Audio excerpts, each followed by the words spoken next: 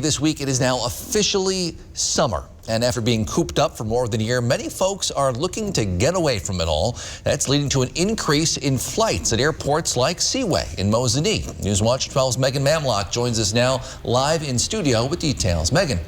Thanks, Justin. The pandemic has changed up almost every aspect of life, including the way we travel. And however it now may be in the late stages of the pandemic, changing the way folks fly.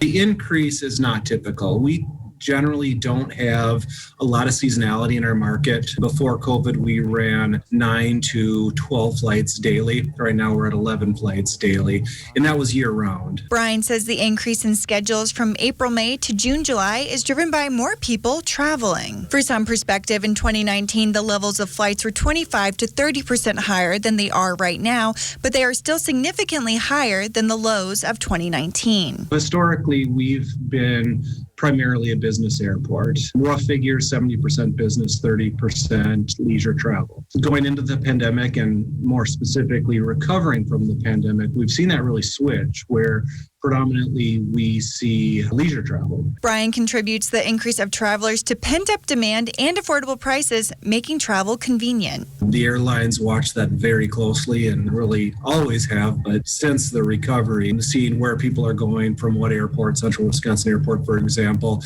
and start putting assets, aircraft pilots towards those high demand areas. The higher demand for flights in turn benefits the travelers with more flight time options. The airlines serving Central Wisconsin Airport, United, American, and Delta, have restructured their hub going into the pandemic. And right now we're seeing more flights after 4:30 than what we've seen before. Brian says previously the 4:30 and later flights did not perform well, but with the increased volume of leisure travel, they have been. Brian credits that people can work a full day and then be able to go on vacation right after.